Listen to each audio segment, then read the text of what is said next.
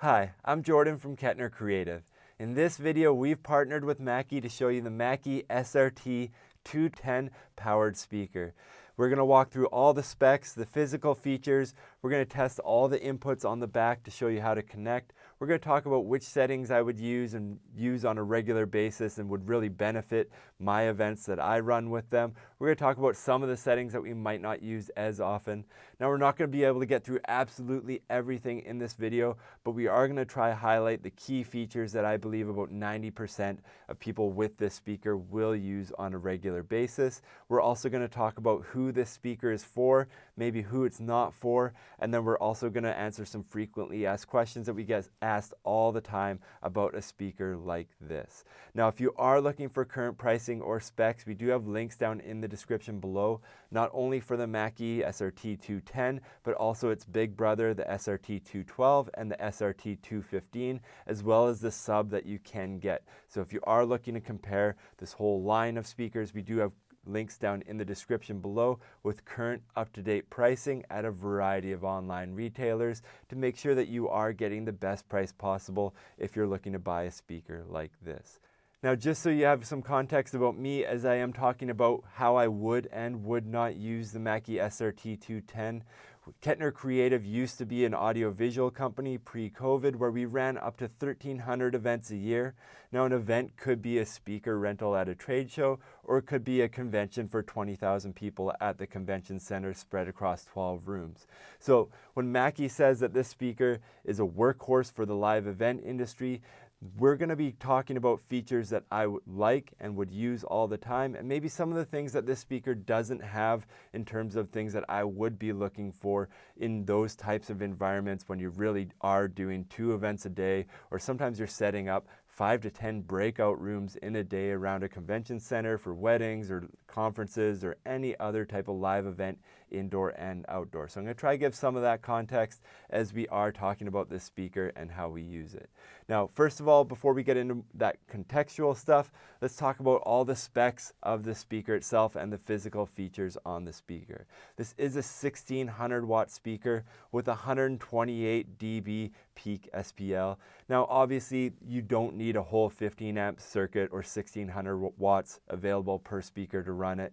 You can expect this to run in the low hundreds of watts. You could easily get 6 to 8 of these on a single 15 amp circuit in realistic use, so you don't have to worry about that. As well, with that max SPL number, if you are expecting a 10-inch powered speaker to be running at 128 SPL, I would suggest that you change your sound system configuration quite a bit. Typically, even at the craziest parties for corporate events or weddings, you're not going to be pushing this thing past 110. Anything over 100, you are risking the hearing of your guests at that event, especially if it's a dance that's multiple hours long. You can hit it at that level for 1 or 2 shots, which this speaker is fully capable of doing, but you're not going to be running the speaker at 120 SPL wide open. If you are in a scenario like that, I would ask that you consider doubling or tripling the amount of speakers and going 4 wide at the front and putting some delays in. Now, the frequency response of this speaker is between 47 Hertz and 20 kilohertz.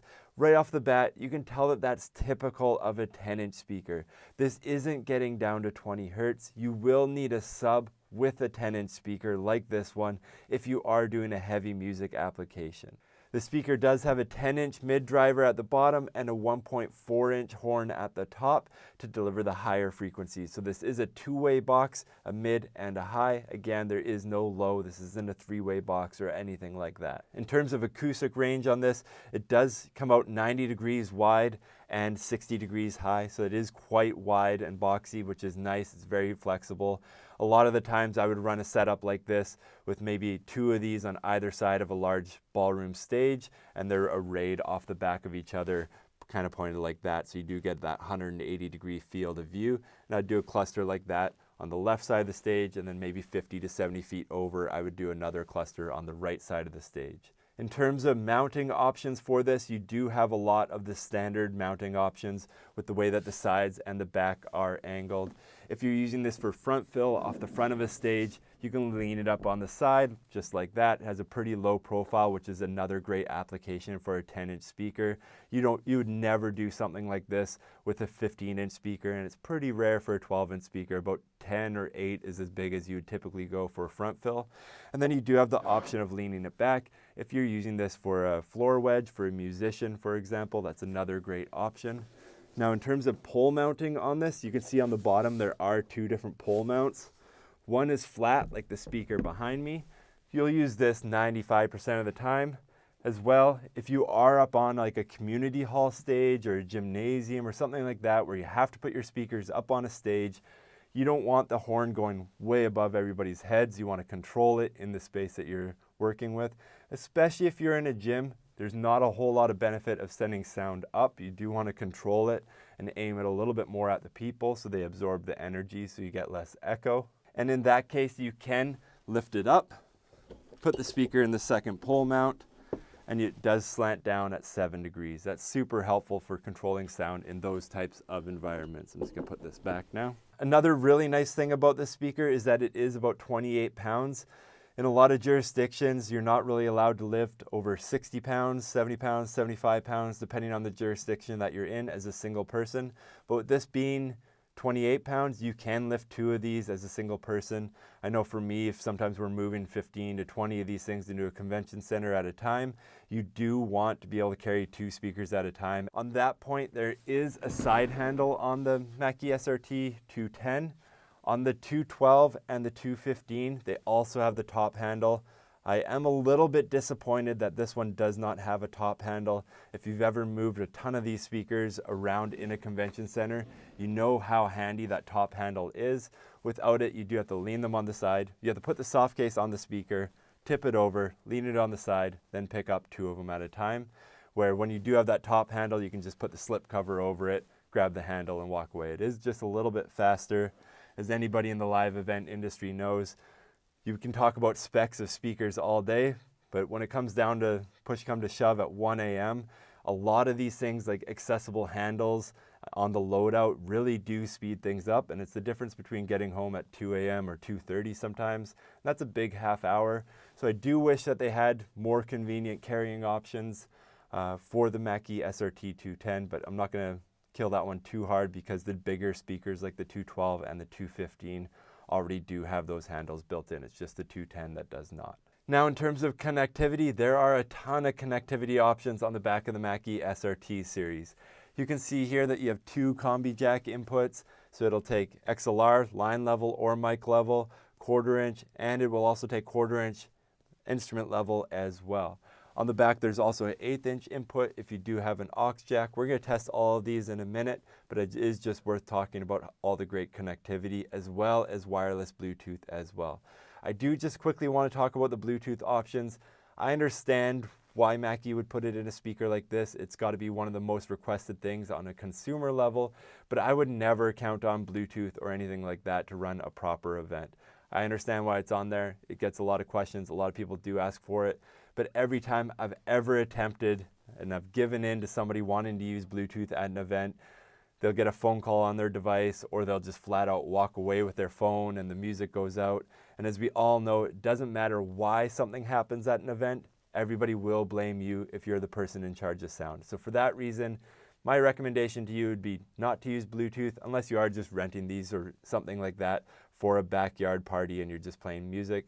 But if it's mission critical, I would never count on Bluetooth or anything for that. Now, inside the processor on the Mackie SRT210, you do get a 3-band EQ with a high pass filter as well. So if you're doing a super simple setup, like just plugging a microphone straight into it, you get a lot of good processing power if you don't have something like an audio mixer with you. There are a bunch of venue presets in there as well. You can set the delay up to 100 feet. We're going to show you how to do that because I do think it is one of the most cool features that are built into a speaker like this. We're going to go through that in a little bit. You can save up to 10 different profiles. So if you're always doing weddings at 10 different venues, you can save your settings. Or if you find yourself in 3 common scenarios over and over and you're getting tired of putting in the menu inputs, you can save those as well. Okay, so now let's connect a couple devices to the SRT210 just so you can hear how that sounds. The first thing I would do walking up to a speaker like this, is I'd go into the config settings, I'd go all the way down to about, and then I would hit factory reset. It'll ask if you're sure and click yes. This will convert everything to be line level. It'll reboot the computer. It'll turn off and reset all the EQ, the high pass filter, the delay, everything like that, so you know exactly what you're working with. We're working from a normal speaker here with 2 line level inputs. So the first thing I'm going to do here is I'm going to connect a mic level input.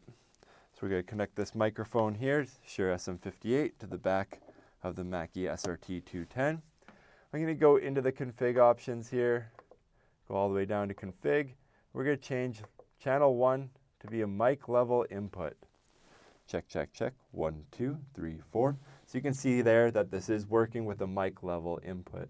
Now, if we wanted to send a copy of this input, we could take the XLR from right underneath it there and send that to the other speaker.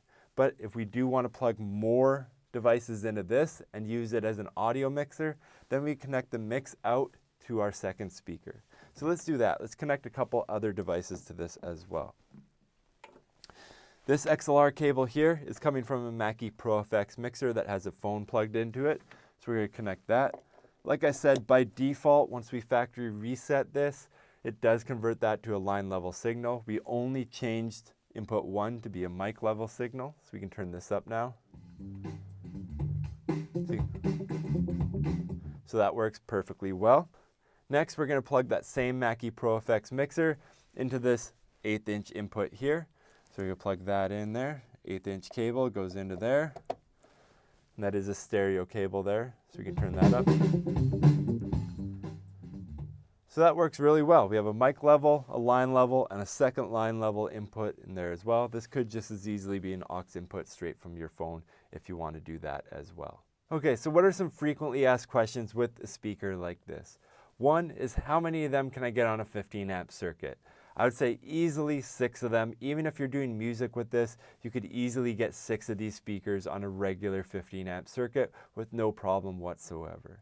The second question that we get all the time is, how many speakers do I need? My recommendation for a 10 inch speaker like this, similar to 12 inch speakers, I'd recommend 1 for every 75 guests if you're in like a seated environment or something like that. So if you have 150 guests, I think 2 of these would do you just fine. If you have 300 guests in a ballroom, I would do 4 of these across the front of the ballroom. If I had something like 450 people in a ballroom, then I'd start getting creative and I would do 4 of these across the front of the ballroom, and I'd do 2 more speakers that are staggered against the side walls halfway back. Now those speakers that are staggered along the side walls halfway back are known as a delay speaker. The cool thing with the Mackie SRT series here is that you don't need a digital mixer to manage the delay on those speakers. Even if you're using a small analog console like the Mackie Pro FX, you can still delay those speakers. I'm going to show you how to do that right now. So what you would do first of all is, typically most AV people would have some sort of a laser measuring gauge to figure out how far down the wall you are from that first speaker. If you don't, just count it out with paces and do your best to estimate. But then once you know how far it is, you would go into the menu settings on your speaker, you would go into the delay section, and you would crank up the delay until you see the feet here match. Typically those delays down the side wall of a ballroom will be somewhere in the range of 35 to 45 feet. So you'd set it like this, say you're in 40 feet, you can hit enter. So it puts a delay of 36 milliseconds on those back speakers.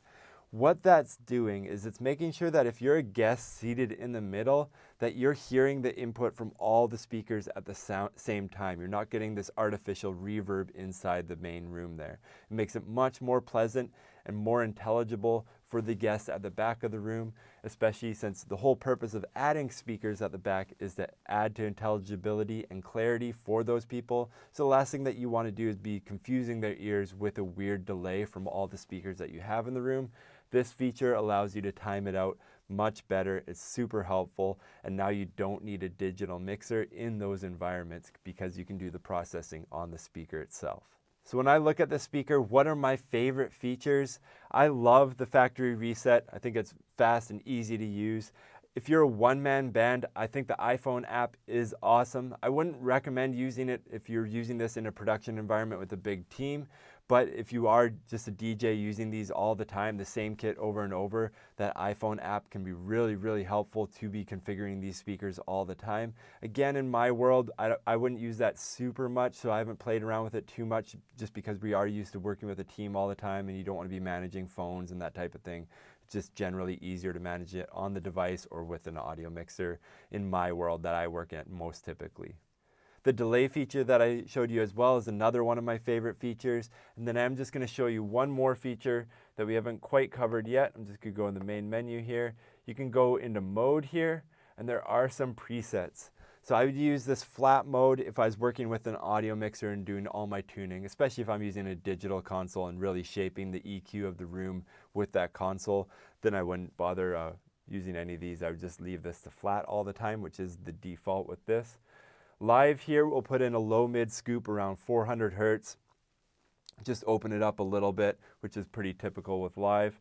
With the speech one, it does some of that as well. It kind of has a high pass filter, so a low end roll off on the speaker, 400 hertz cut, and then it also has this dive around 6 or 8K just to prevent feedback. So if you are using this at a wedding or something like that, and you know somebody's gonna be giving speeches right beside the speaker, I would definitely flip the speaker into speech mode. That'll really save you from some of those common feedback and squealing issues that you might encounter.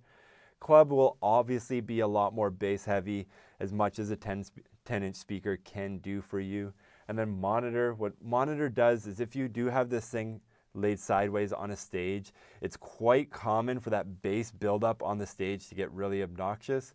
So the monitor mode will roll off the low end so you don't rumble the stage as much and build that resonance on the stage. So that can be really helpful, but do be aware if you are using the monitor mode and your speaker's on a stick like it is on this right now, then it will sound really thin. It won't sound good if it's on a pole. So don't use monitor mode unless this thing is actually laying down on a stage and you are trying to control that bass coming off the speaker. So who is this speaker for? I would say that this is the perfect speaker for somebody like me that is running an AV company. You need a lot of speakers. You're talking somewhere between 12 and 20 speakers. You don't want to take up a lot of truck space.